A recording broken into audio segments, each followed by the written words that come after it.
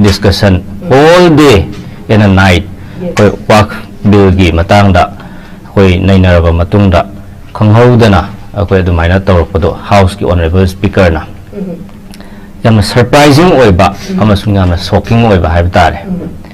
karigino harde leibak sida thuiba irang si chahi ani phajala abani akoi yam taha na adumaina nongalamdai duda akoi naingadaba yadabagi khoi tahodaba yadabagi akoi lai soidanaba khara tawrambagi moongda tawbado madudi manipur praja se yam usittaba thawoi thausadaba manipur da thuiba irang si kaisu leitana khalle haibado maduda clear indicate tawe adagi Dr. Sasi Tharur masamak nganganaba hek hairakpaduda ma ngaiduni ngaptana ngasira hayeng tawba yaroidra haido marang miyam loina ubirangani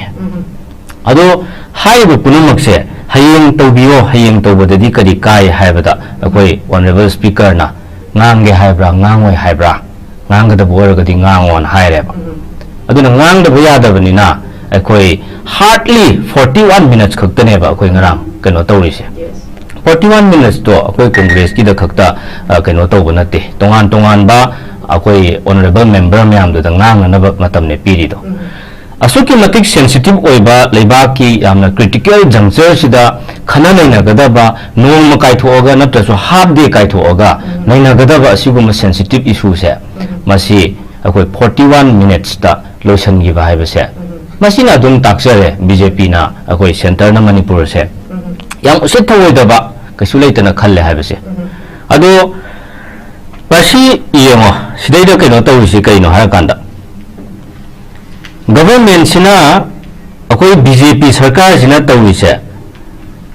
masing suna akoi hujiksi government form tawnana bagi claim tawsu ngamdaba adagi tawnana ba khotna bagi mamisu udaba adagi president rule lairoidabadasu nampuda constitutional crisis leiba malhallaga moyi political crisis mayam do solve tawna bagi damakta makoina nampuda thamdangiba PR ne ba siso ado aina haiba natte sidaida yaure ngasi Sri Amit Shah na haibada akoi kainonda sanaleba ki front page da ahanbada yaurise Manipur da president rule thambada Lok Sabha na ayaba pikre Lengak semba ngamkhidabadagi president rule thamkhibani Amit Shah si congress na hairubo ordi akoi awai khum tawe ma hairak toine Amit Shah masana hai lengak semba ngamkhidabadagi president rule thamkhibani na si khabar da si headline sida club yawisine ado tadi leibak ki irang loisanna ba Manipur da tangdu leitaba santi peace and normalcy restore tawnana bagi damakta thamba PR oiramdreba adu anyway amarom da phare well and good afaba step ne PR haiba sisu constitution na piriba adugumba provision amane adu leibaki yai phanana bane bu hairagadi aikoi adum yaba tabane yaningdragasu tawbudangdu thamaiba magi laiba oireiba maong matause masidi yamna lanba haiba tare aduga laibak thiba amana karino harakanda marangi ten graba matam kharaduda Manipur gi luraba wafam si nainabadu khaktana teba laibak thiri se kari suno haiba matamda ekoi home minister Amit Shah na haiba matamda mahaki version se Manipur da kamdona shanti purakadage haibagi wafam amata yaudeba Manipur da hujik thoiba violence sigi crisis si kamain tawga solve tawgani kari road map kamain tawre haibado table tawdeba haugi ba punsi wari ni badona akoigi kuki paite adagi margi adagi maitai pangal gi adumain tawga akoi adondoina tawra chatkreba अदो comparison तौरगा ममांग दसो अखोई चाही अदुक सांगना चथगी चाही अदुमाइन चौगी मी अदुक सीगी मतम अदुक याम चंगी अदगी मा lucky मतम दसु लाखी दे हाइबना तौबा मयाम अमा अदुगी कंपैरिजन दो अदुगुंबा false narratives मयाम अमा पीरगा मखा मसागी असोइबसे कुपसन बयाननबा बीजेपी ने याम हाइसिंगना यामना फजबा टेक्निक अमा सिजननरगा मोइनदि याम फजरेना तौरिबदो the whole nation the entire population of this country nadi exact moina tawriba manungi hidden agenda do karino khange yam holo oeba haibidi karigino wafam amada su line amani da su manipur da kamdong shanti pura kadagi haibagi wafam yawhallamoba adu yawdeba comparison tawraga adagi mahana haibada minambagi mathakta BJP na minambagi changse kayam sauna minambagi haiba matamda maitai pangal gi land do tha kaya no mahana changen haigibdo aduso on the floor of the house da thijan bawat pagira mangon the information piriba magi notes prepare to biriba mi do na soibada gira union home minister amana koi do maina inside the house on the floor of the house do maina lana मिमोन mislead तब याब वाफम सिंह थमपदो अखोई लाइबक थीबने लवेबा अखोई misunderstanding खरदगी मितै पांगलगी मतमदुगी इरांगदुदि अखोई within a day maximum max to max अखोई विदिन 2-3 days द सॉल्व तौगिबनेबा यस अदु मान 5-6 months का हाइदना हाइगिबदो अदु यामना अखोई जे इरांग जे अखोई ग सागोनरगा लाआबा मणिपुर की फुरुप कांगलु अखोई मियाम से अखोई इरांग याम पांबा अमगा अमगा हातोकनबा अखोई महौसादगी अखोई हातोकनरगा अदुम मसी अखोई ई तोंगदा यावराबा अदुगुंबगी मोंगदा मोइना उहनबसे मसी हेक हेक अमित शाह गी स्टेटमेंट दा तवेबा मसी तहनिंगदे अदगी अमो महाना हाइबा मतमदा अखोई सोंदगी इंडिया अलायंस दगी हाइरिबा मयाम illegal immigrants की श्री शशि थरूर ना हाइरिबा मयाम डायरेक्ट क्लियरली मेंशन तौरिने illegal immigrants की अदि illicit drug trafficking ना मणिपुर से मांगहलपा मयाम सिगी मतंगदा unemployment की price rise की सिदैदा तौरिबा मयाम से अदि constitutional machineries लेरिबा मयाम government की functionaries लेरिबा मयाम से मसी respect तौरतबा असी इकाई खुमननबा अदगी डिपार्टमेंट खुदिंग गवर्नमेंट की दिफंग ओरकपसिना मरम ओरकांदा तौरिबा मयाम से थोअलिबा मयाम सिना मणिपुर से असुकी मतिक वाहल्ले हाइदना हाइरिबा मयाम दो मधुगी वाहंग पाउखुम तौनदना अखोई अपाम पामदा लेबाक की इंटरेस्ट की दमकता फननबा फोंदोकनगदबदो अमतो फोंदोकतेबा नेशनल सिक्योरिटी दा अचोबा थ्रेट अमा ओइरे मसी मणिपुर खक्तगी इशू नते नेशनल सिक्योरिटी अमा ओइरे गाना डॉक्टर शशि थरूर ना हाइरिबा मयाम दो मधु अखोई इचम चमना ओपोजिशन हाइबने हाइदन लौरगदि मधु लेबाक की मांगजबो ओइगनी अदुना आई अहान राउंड अना थमजनिंगबदि ngrangi tawriba thodo aduna takpadi manipur se BJP na taseng usitte makoina tumitin kang dong khalle aduga manipur gi damakta khana nei naba akoi 41 minutes ta mibu nam hadana akoi tawdaya da bagi ma ki ta party mo ongda tawsanaraga dumaina tawraga namdana loisan gi ba haibase khadrak ki third party president rule third party sarkar na purakpa third party president rule मखोगी Manipur लेरंबा ताट पाट की BJP सरकार कन्ननबगिदमक्ता ताट पाट तौरगा अखोई मोय म्याम तौनरगा थमखिबा असिगुंबा स्टेप म्याम सिना लोइना मणिपुर सिंग असि भावबा सोल्यूशन पुरकपगी महुत्ता अखोई से माइगै खंगदना कांखोंग चाइरगा चटलिबसे मसी पुनमक्तुगी क्लियर रिफ्लेक्शन क्लियरली इंडिकेट तवेबा ngrangi house तौरिबा सिन म्यामदना नुवालमदाइदुदबु मी तुम हौगनरमनी याव खरंगनबा मी गइदे वाकिंग चटनरमनी अदु टाइमिंग दुदा अखोई कनो तौरिदो फरे तौरो यारे थेंगसु थेंगना अदु खर कुइना मतमदु पिबिरगदी हाइबने अखोइना यामना नुवाइजद्रिसिना आई सुमाइन थमजगे अखोई तौरिबा मयामसे मसी पुनमक्सी खंगनबगिदमक्ता इरांग सिगी मरै अदुम येतनरगा अवायखुम तौनरगा लेगदबि सरोक कंक्लूजन अमा पुरक्पा ngumnabagidamaktane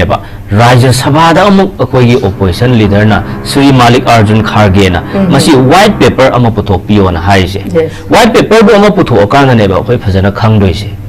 हाइदि कमदौना तौखिबनो कनाना लादमनो कनाना चुमबनो करी मरमदगिनो कना कना सुमाइना तौबो याइ खोटपे याइ हाइबसे लोइना पोप तारदमनेबा व्हाइट पेपर पुथोपियो हाइबसिदा लोइना यावरबनेबा अदगी अखोई Honorable Supreme Court की अकोई जजेस मंगाना साब टीम अमा अकोई चुराचांदपुर दा visit tawbagi se visit tawbagi sida kaidawge hai matamda akoi si yam nungaijadaba hai tare akoi gi justice and quotation se yes justice and quotation se akoi maitai ne haibagi damakta maitai ne haibagi damakta judge amabu honorable supreme court ki judge amabu on the basis of community line da mabu identify tawraga adumaina akoi sanghandri ne yengo tawri si hoje mayik yam sengna pandraga so adusu kanana Churachandpur District Bar Association ki team na Supreme Court ki judge ta adu yengo adula sigumba mayam se akoi Dr. Shashi Tharoor na palliba matek to aduda akoi matam do yamna limited period oibani na mahakna touch tawrami ba point sing do akoi na phasana naina ba taragadi yam elaborate oi thokanda yam meaningful oi haidana akoi adumaina yenge ba khoni yengjabada aduna haiba mayam adu madu kari action logani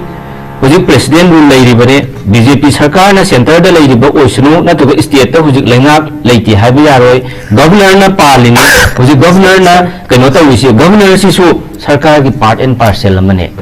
adu mahakna kari action logani adagi akoi all Manipur Bar Association na akoi Manipur gi larger interest ki damakta Manipur gi behalf ta akoi madugi matang da kari miyam gi yai phanana bagi damakta kari thabak lokhat pigani ka haiba sisu prajana sum khanglinge ba BJP na masi gi matang da tawgi base nam hadara akoi madu kano tawgadabane ba masu madu namnaba tawrakanda madugi protection pirakanda tapna akoi accessible oiraktoine ba asigumba movement je laknana bagi criteria do aduda akoi opportunity ama oina lahogadabane ba adu laude adu asigumba mayam se asi masi amna soiba aduda BJP na ngasi bawbada center da gisu adu state ta leriba honorable governor na su ngasi bawda wafam amta phongdoktaba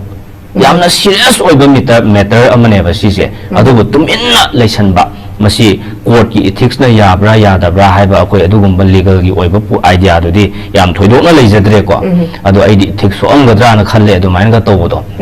asi mam yam leire ada yam interesting oi si yong hujik kaidoge haibada ngasai hangbibada akoi kaino tawba yai haibado natte matam loigra session loidore hujik aduna ne akoina adum kona ngai be ade ba kaino tawba adai wa out tawthoki ba ade ba yaningdre gadi wa out tawthoki ba haibado adu su yada ba leye ba kaino haitar gadi logi dawre akoi khadani mangje dawba sigi dictatorship saswon sida BJP gi dictatorship ki saswon sida de akoi pamasu pamdrasu chatpata bane ba masi warasu wana Manipur praja miyam na chahi ani se akoi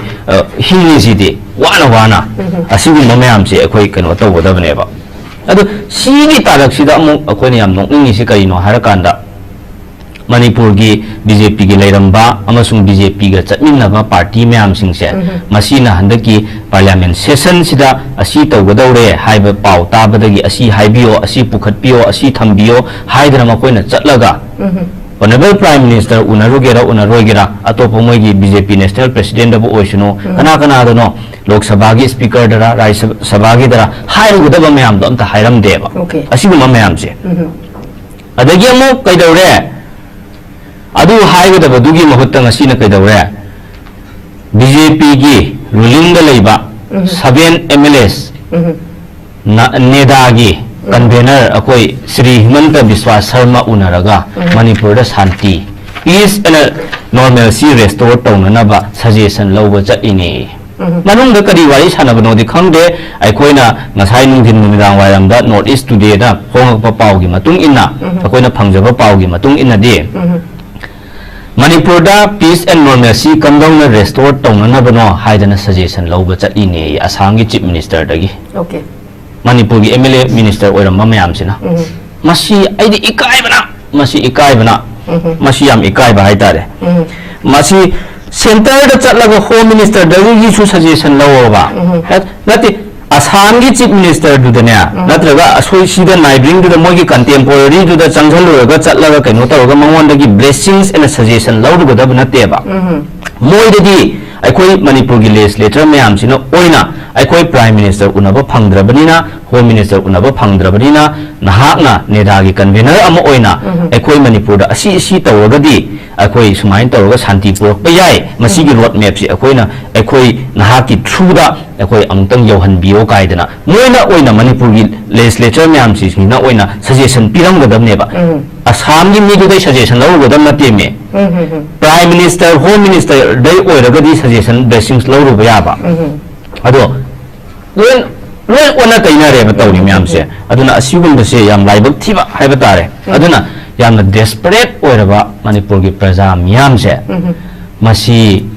ning bakai dana masidaida wang pham leitadana khauri charam meaga leidana akoisi khong kanthokpham khangdadana leidana atokki mati wana hingiba Manipur praja myam sida amu BJP sina akoisi oidaba mayam ngangjan laga moina dum sanara thammaneba President rule thammi siso niyom ikai na thamba President rule thammi siso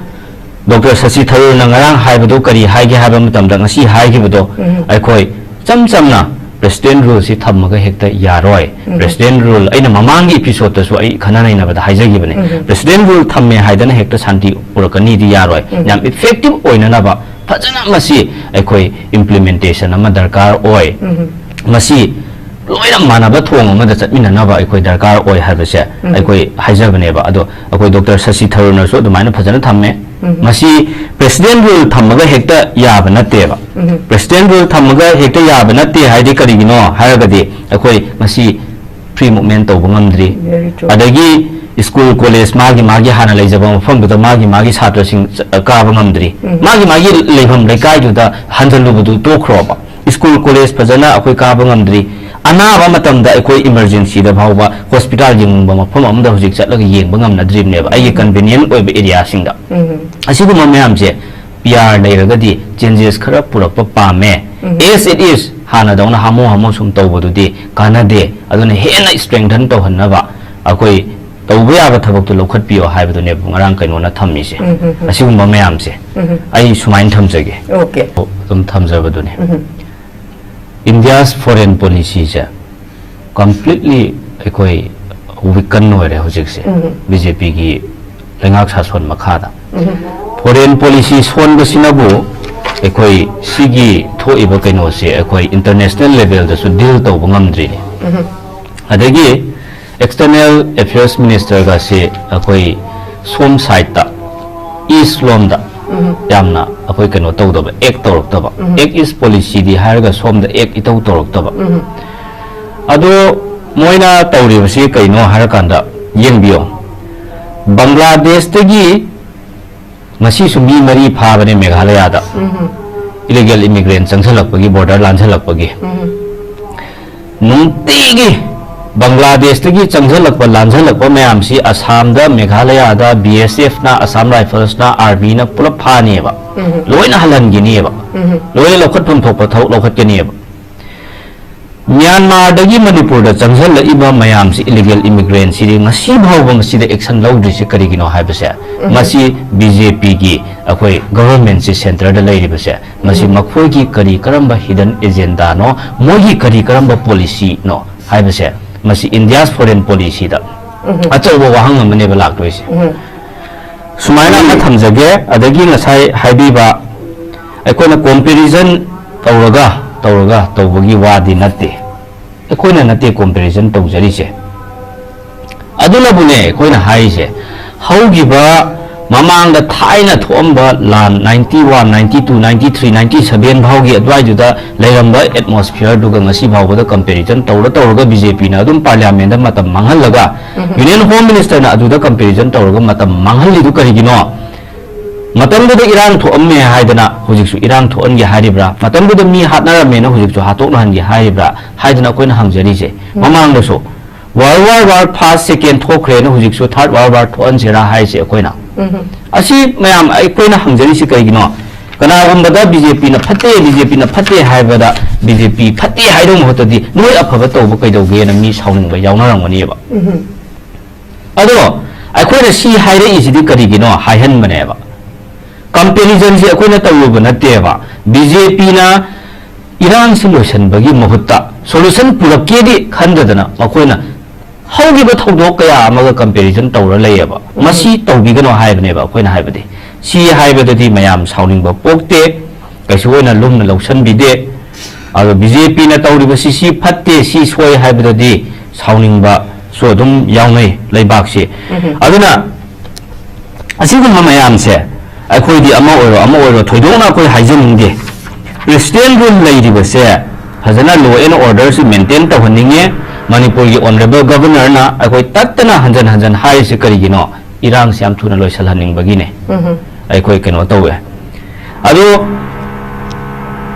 BJP na Oy the Bangang Basa. I am among the round Hizer BJP na Oy the Bangang Basi, Makoi the blame to Bagiwana Teva. Akona BJP sincere or de transparency like the Tabak over the high security BJP the when charge to Raga, a while Kunginate. Iran solution hunting bagi, solution put hunting begin ever when high say. Or the Banani Hydrocarigino, Union Home Minister Amana Piva statement book Karigi Ta Kudingi Home Ibano. Karigi Ta Kudingi, Natuga Parliament session Kudimaki, Natuga every press meet Kudingi Mana statement home Ibakarigino. Aduga Santi Sumai later Santi Laire, Tamari si the Kain Tawdre, Hazel Libacarigino. Pre movement like Halagani Haigido, Tabak on top Peter Bacarigino. Masidane Aquana BJP sincere or what they high say. I see Mamayam say. Aduna BJP na some Kari Haine, a Mamanga Tamzagivane, when a privatized however violence. Aduna Sigi Iran see when a privatization of violence to give it again. For some hidden dangerous vested interest karagi da magtaneba asi amla asine koina haijerise aduna Iran solution bio BJP na yemo Iran solution bagi mahutta moina oida bangangba mayam sigi marakta ai amukhang lokachage amukso 2018 gi October gi tang 3 ta India Today conclave ta akoi illegal immigrants amata laite haidana makoigi news anchor duna hangba matamda hanagi ex minister honorable Sri N Birenna illegal infiltrators amta laite illegal immigrants amata laite hauji phaugi oina haidana makna haigebneba adu matamdu da yung 2018 da illegal immigrants amta laite haire 2000 akoigi akoi 23 gi May da thora ko Iran sina illegal immigrants na ne amu haire Matamdu da marolu sengam magadi pharoidra akoina hangjaningi se sidane akoina sincerity wapa male transparency leite haise example macha pijani si karigino aina haugraba thawok macha aina muk myamda recall tawraga highlight tawjabe maramdi kaino harakanda sarkar se sincere oibam changeba tasengna moina Manipur sinungsi taragadi Manipur praja gi awaba si masa khangbi bataragadi puksel sengna Kamdona Iran solution gadage haibase kamdona laksan gadage kamdona mahusagi punsida akoi tamdu leitana hinghanaba ya nabagi lambi ama purakadage conducive atmosphere se kamaina akoi setup tawgadage haibase moi khangadabneba aduna first darkar leisi kaino harakanda sincerity darkar leba transparency darkar leba mathangda integrity leina thabak tawba with full determination firm commitment amgaloinana si yaudrigai aina hanjan haijaba sincerity leitraba thabak tawbada yaroi transparency leitraba yaroi with determination and commitment tawdraba yaroeba adugine ba ngasi ba moina hotnaba thabakta aikoi ngak ki tawsanaba duna ne ba ngasi Iran solution bangamdrise adu ai mini amari ya ai na amdang ga thatke kaino bangkit koi ge jaton chana akoi divisive politics ki matang se tasingna akoi dakalamam da yengurakanda BJP sidi 6 April 1980 the form tokibani am nauri badugumba kaino party makhakni ado divisive politics ki matang sida habidi congress si yam kuiraba dugumba kaino makhakni si batang da kari clarification yes party depende ozat party pandata rani pan badi BJP dagi di congress na pan bahal BJP di 1998 ta palapon aikoi political party phom tawgiba magi poklakpa kuiba nauba liba sidi tokhraga divisive politics tawba sidi chahi kya surage natragana kyam ahan oire kyam naha oiri haibdu da natteda BJP na divisive politics to bodu di Congress na 1885 to form torokpane 1885 to form torokpane ado mamang dagi form torombo so khodi adugumba do tawakte ba inclusiveness ki oneness ki brotherhood ki adugumba secularism ki adugumba da thajajaba adugumba amane ba aduna hairiba punamak se Congress na hana pala divisive politics di Congress na hana tawar lakpane natragana any karamba na tawba lakpano akoi party pallaga su pandraga su BJP na kuwa na form torokpane na divisive politics di noina hani khrabne haibadu di adumda sangja roige adumda di awaya khumla ani aduna BJP na divisive politics tawi sidi ipong na khangna lairamne Kuki militants illegal immigrants na tawriba khutpu ba khuling ba kuki militants mayam duda paisa pisal laga noigi political demand do mating pangjan gani na vote khomjan luriba party sibu kari party no aduna adonda la aroige sibu mayam le mona oida bangang ba si kyam ngange haibada Parliament da koi Congress ki MP na hanga kana khakta khangine honorable MP na mamang da kai hai ki rim si aims ki thak ta upgrade tawre na hai gre Parliament on the floor of the house face to face question tawra question answer tawra kan da di aims olamdre rim se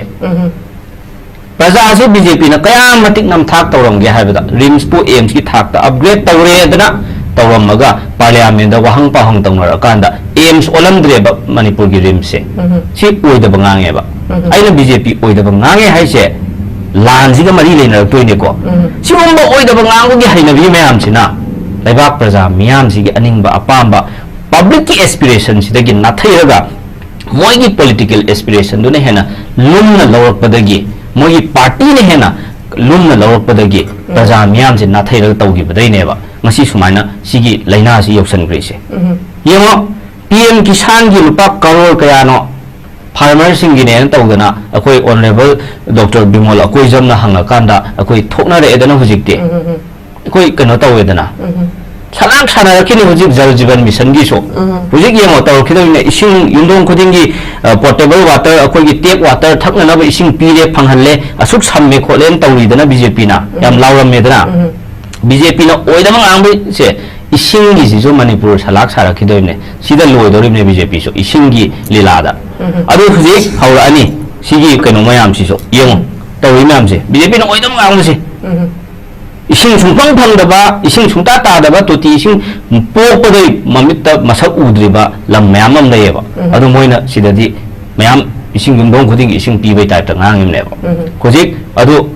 haura ani yengo ade asimu mayam si yengo adagi moina sumain tawduna education se DM University ki matang oiro oida bangang gi serious mate khara lokachabane ko DM University huji kai dawre university ki thak ta on ba yabagi moong ga leramdre kanana hangubale khangamme honorable MP Dr. Bimol akoi jamna parliament da wahang pahong tangna badagi adugi che document loin lei ai miam su leiramani ai miam da su pijage darkar leiraga su Somena DM University na hana gi leijariba DM College of Science Arts Commerce to the University na ko haijal laga leibam thokpa infrastructure chomta leitaba regular magi leibam thokpa post me amdu suloina vacant henba asi chawma Manipur gi youth Manipur gi tungi yumbi ne hairiba satra khunai youth sida namsak tawriba karigino asi BJP na tawriba myam se si university college haraga koina si students union khaktangi mathau natte si leibak ki achauba maru eba issue ne kayo bo moina sumaina minam mise DM University gi hujik manung da oiriba mayam se karino si karino magi criteria suba sudaba mayam am leiramdana hujik tongmari sineba asi bu mayam se yengo aduna moina tawriba mayam se masi BJP na tawri yengo asomda Manipur ki High Court koi lingkhat ki bagi sahi kaya no su bagi celebration mai pak na tawri som the honorable governor ga tawdana phajjara ba High Court moina sahi kaya no sure dana haipreng leipreng tawraga celebrate tawri ba Manipur High Court to Congress na saramim ne ba adagi Congress na 90% hena sabal oramaba kaino se ꯑꯩꯈꯣꯏꯒꯤ civil ꯁꯦꯀ꯭ꯔꯦꯇꯔꯤꯌꯦꯠꯁꯦ ꯑꯁꯤ ꯍꯧꯖꯤꯛ ꯐꯥꯎꯕ ꯀꯔꯤ ꯇꯧꯔꯤꯅꯣ ꯈꯪꯗꯦ ꯂꯣꯏꯁꯟ ꯅꯥꯏꯗꯦ ꯆꯍꯤ 7 ꯃꯈꯥꯏ ꯁꯨꯔꯕꯅꯦ ꯕꯤꯖꯦꯄꯤ ꯁꯔꯀꯥꯔꯁꯤ ꯃꯅꯤꯄꯨꯔꯗ ꯑꯗꯨ ꯀꯣꯡꯒ꯭ꯔꯦꯁꯅ 90% ꯂꯣꯏꯁꯜꯂꯒ ꯊꯝꯃꯝꯃꯕꯅꯦꯕ ꯑꯁꯤꯐꯥꯎ ꯂꯣꯏꯁꯟꯕ ꯉꯝꯗꯦ ꯑꯩꯅ ꯁꯤ ꯃꯌꯥꯝꯁꯤ ꯄꯨꯔꯛꯏꯗꯤ ꯏꯔꯥꯡ ꯃꯇꯝꯁꯤꯗ ꯀꯣꯡꯒ꯭ꯔꯦꯁꯀꯤ ꯁ꯭ꯄꯣꯛꯁ ꯄꯔꯁꯟꯅ ꯀꯣꯡꯒ꯭ꯔꯦꯁꯅ ꯁꯤ ꯁꯥꯔꯝꯕꯅꯤ ꯁꯤ ꯇꯧꯔꯝꯕꯅꯦꯅ ꯍꯥꯏꯔꯤꯁꯤꯕꯨ ꯀꯔꯤꯒꯤꯅꯣ ꯃꯇꯥꯡ ꯏꯆꯥ ꯆꯥꯟꯅꯗꯦꯗ ꯑꯗꯨꯒꯤ ꯃꯇꯝ ꯅꯠꯇꯦꯅ ꯈꯜꯂꯝꯕ ꯌꯥꯏ ꯀꯅꯥꯒꯨꯝꯕ ꯈꯔꯅꯗꯤ ꯅꯠꯇꯦ ꯑꯩꯅ ꯍꯥꯏꯖꯔꯤꯁꯤ ꯀꯔꯤꯒꯤꯅꯣ ꯗꯤꯕꯂꯞꯃꯦꯟꯁꯨ ꯑꯝꯇ ꯇꯧꯗ꯭ꯔꯦ ꯏꯔꯥꯡ ꯂꯣꯏꯁꯟꯅꯕꯁꯨ ꯍꯣꯠꯅꯗꯦ ꯂꯩꯕꯥꯛꯁꯤꯗ ꯄꯤꯁ ꯊꯝꯕꯁꯨ ꯉꯝꯗꯦ ꯃꯤꯑꯣꯏꯕꯒꯤ ꯄꯨꯟꯁꯤ ꯂꯟ ꯊꯨꯝ ꯉꯥꯛꯄꯤꯕꯁꯨ ꯉꯝꯗꯦ ꯆꯥꯎꯈꯠ ꯊꯧꯔꯥꯡꯒꯤ ꯂꯝꯕꯤꯗꯁꯨ ꯑꯩꯈꯣꯏ ꯈꯝ ꯊꯦꯡꯅ ꯄꯨꯊꯔꯦꯕ ꯑꯩꯈꯣꯏ ꯁꯁꯤ ꯊꯔꯨꯔꯅ ꯍꯥꯏꯕꯤꯈꯤꯕꯗꯣ ꯑꯩꯈꯣꯏ ꯑꯟꯗꯔ ꯗꯤꯕꯂꯞ ꯑꯣꯏꯔꯦꯕ ꯍꯧꯖꯤꯛ ꯃꯅꯤꯄꯨꯔꯁꯦ ꯄꯥꯔꯂꯤꯌꯥꯃꯦꯟꯗ ꯉꯔꯥꯡ ꯄꯟꯕꯤꯈꯤꯕꯗꯣ ꯑꯗꯨ ꯃꯌꯥꯝꯗꯣ ꯑꯩꯅ ꯁꯤ ꯍꯥꯏꯂꯥꯏꯠ ꯇꯧꯖꯔꯤꯁꯤ ꯑꯗꯨꯒꯤꯅꯤ ꯂꯝꯕꯤ ꯊꯣꯡ ꯍꯥꯏꯔ ꯌꯥꯗ꯭ꯔꯦ ꯍꯧꯖꯤꯛ ꯀꯔꯤꯅꯣ ꯇꯧꯔꯤ ꯃꯌꯥꯝꯁꯦ ꯁꯤ ꯌꯦꯡꯉꯨ ꯇꯧꯔꯤ ꯃꯌꯥꯝꯁꯦ ꯑꯦꯅꯤ ꯐꯤꯜ ꯑꯩꯈꯣꯏ ꯑꯝꯇ ꯌꯥꯗ꯭ꯔꯕꯅꯦꯕ ꯑꯁꯤꯒꯨꯝꯕ ꯃꯌꯥꯝꯁꯦ ꯑꯩꯈꯣꯏ ꯀꯩꯅꯣ ꯇꯧꯅꯤ ꯑꯗꯒꯤ ꯌꯦꯡꯉꯣ ꯚꯤꯖꯟ ꯂꯩꯇꯕ ꯂꯤꯗꯔꯅꯦ ꯚꯤꯖꯅꯔꯤ ꯂꯤꯗꯔ ꯑꯣꯏꯗꯦ ꯚꯤꯖꯅꯔꯤ ꯄꯥꯔꯇꯤ ꯑꯣꯏꯗꯦ ꯍꯥꯏꯗꯅ ꯑꯩꯈꯣꯏꯅ ꯍꯦꯛ ꯕꯤꯖꯦꯄꯤꯗ ꯍꯥꯏꯔꯤꯁꯦ ꯐꯣꯔꯁꯂꯤ ꯑꯩꯈꯣꯏ ꯍꯥꯏꯅꯤꯡꯗꯅ ꯍꯦꯛꯇ ꯆꯥꯔꯖ ꯇꯧꯁꯟꯕ ꯅꯠꯇꯦꯕ ꯑꯦꯛꯖꯥꯝꯄꯜ ꯑꯃ ꯄꯤꯖꯒꯦꯕ ꯑꯩ ꯀꯩꯗꯧꯕꯩꯅꯣ ꯃꯣꯏꯁꯦ ꯚꯤꯖꯟ ꯌꯥꯎꯗꯕ ꯀꯩꯅꯣꯅꯦ ꯍꯥꯏꯖꯔꯤꯁꯦ ꯌꯦꯡꯉꯣ ꯏꯝꯐꯥꯜ ꯏꯟꯇꯔꯅꯦꯁꯅꯦꯜ ꯏꯌꯥꯔꯄꯣꯔꯠꯁꯤ ꯑꯩꯈꯣꯏ ꯀꯩꯗꯧꯋꯦ ꯁ꯭ꯔꯤ ꯑꯣꯀ꯭ꯔꯝ ꯏꯕꯣꯕꯤꯅ चीफ मिनिस्टर ओइबा मतमदा महाकी सरकार मखादा एखोय अदुगी एरियादुदा एयरपोर्ट की अकोय मयामसिदा महाकना लम लौसल्ले हारकांदा चही 30 गी मतुंगदा चही 50 गी मतुंगदा मणिपुर प्रजाना ओइरकदबा दरकार मथौ तारकदबा लैबाकसिना निट ओइरकदबा मयामदो महाकना फजना प्रॉपर प्लानिंग तौरगा विजुअलाइज तौरे हारकांदा विथ प्रॉपर प्लानिंग तौरे हारकांदा तौरीदुनेबा Honorable MP Dr. Bimol Akoijam na airport manungda inspection chatpada mahakna press ta haigibaduneba ai taseng na Pabum Ibobina hanagi former chief minister Sri Okram Ibobina asuki matik vision leina thabak tawbirambasi ekoi nga chahi 50 gi matungda Manipur da darkar tarakada poto hujiktagi hauraga khudaktuda tawba yabadi natamni hujiktagi hauraga sembiramdana ngasi ekoi airport ki asuk nungaiba फजबा म फंगदना अखोय तपना तपना upgrade तौरकनबसे Congress की खुदोल नेबा श्री ओकम इबोबी की खुदोल नेबा सीजे Congress थागतपगी वानतेबा असीमु कवेबा vision लेबा visionary leader अमगी मथौ हाइबसे हयेंग मथंगी थादा करी तौबो ngमनी खंगदबा Sumba party सिना next week तो करी ओरकनी खंगबा ngमदबा बीजेपी गुंबा पार्टी सिना अखोय सुमाना लेबाक सासोन तौबदैनेबा अखोय ngसी कांगखोंग चाइरेबा मयामसे आइना हाइजनिंगबदी अगर मतेक एग्जाम्पल पीजबसे करीगिनो हाइबल मतमदा आई फोर्सली ब्लेम तौब नचदे करीगिनो सिंसियरिटी दरकार ओय आई अमकोसु हन हाइजगे ट्रांसपेरेंसी दरकार ओय with firm determination with commitment with dignity and integrity थबक तौब दरकार ओयबा अदु कांदा अखोय कइनो तौरकनीबा आई सुमाइन थमजगे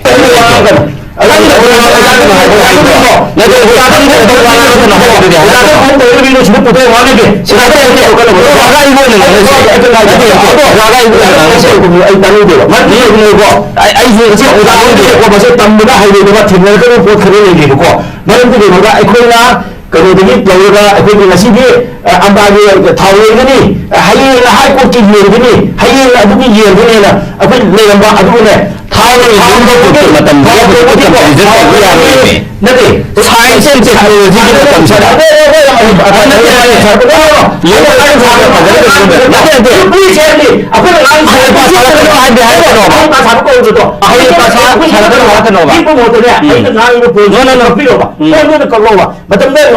थाव मांगते तौबदा नुंग थम ए नुंग थमगदि याबे मसाल अखोना थाव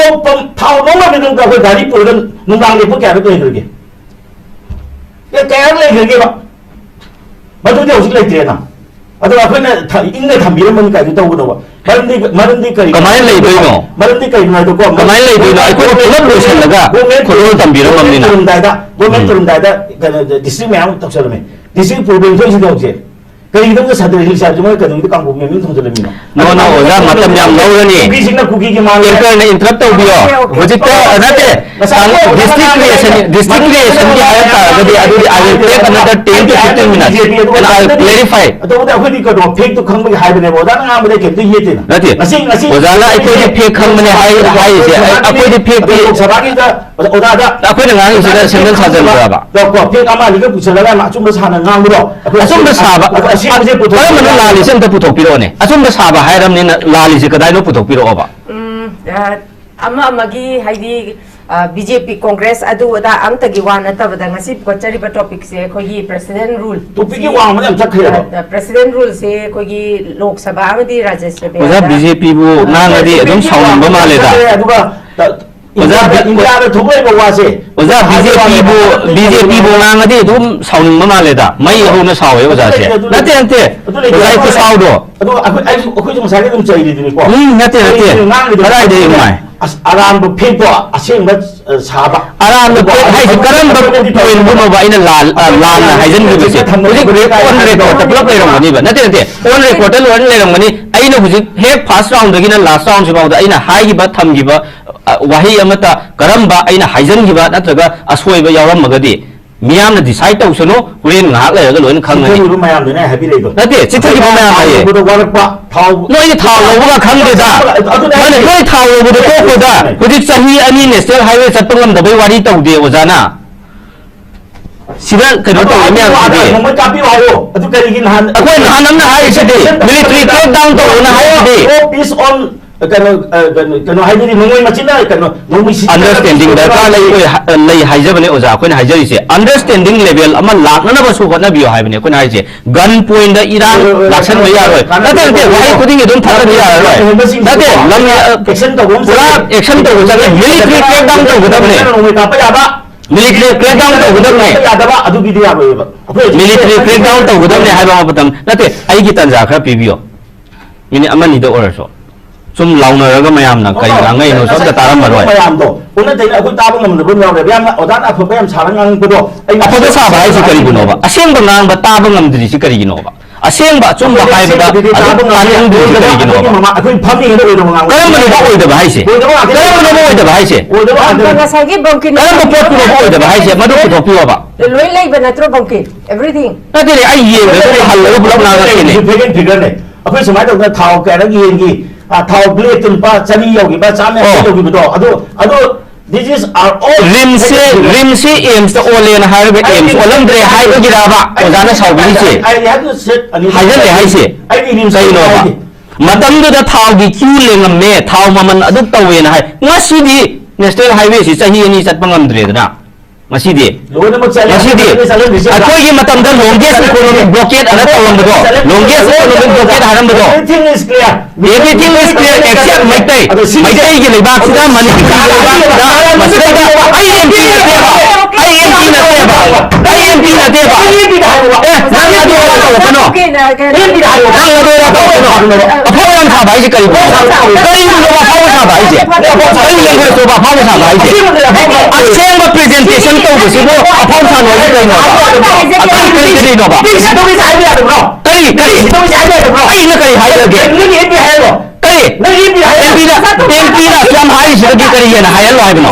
ꯑꯣꯅꯔꯦꯕꯜ MPꯅ ꯍꯥꯏꯔꯤꯕ ꯃꯌꯥꯝꯁꯤꯗꯒꯤ ꯍꯦꯟꯕ ꯀꯔꯤ ꯍꯥꯏꯌꯣ ꯍꯥꯏꯕꯅꯣꯕ ꯅꯠꯇꯦ ꯑꯁꯤꯗ ꯑꯩꯅ ꯀꯔꯤ ꯍꯥꯏꯍꯜꯂꯣ ꯍꯥꯏꯕꯅꯣꯕ करी हायलो everything is fine but Maitai cannot move even a single inch beyond ka kari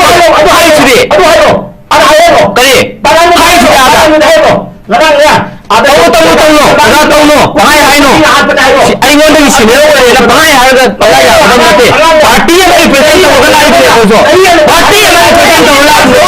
national political party ꯑꯃ ꯔꯤꯄ꯭ꯔꯦꯖꯦꯟꯠ ꯇꯧꯔꯒ ꯂꯥꯛꯏꯁꯦ ꯑꯩꯈꯣꯏꯁꯨ ꯀꯔꯤ ꯁꯤꯅꯤꯌꯔ ꯑꯩꯒ ꯍꯥꯟꯅ ꯉꯥꯡꯉꯛꯁꯦ ꯑꯩ ꯃꯊꯪ ꯅꯪ ꯌꯥꯎꯔꯣ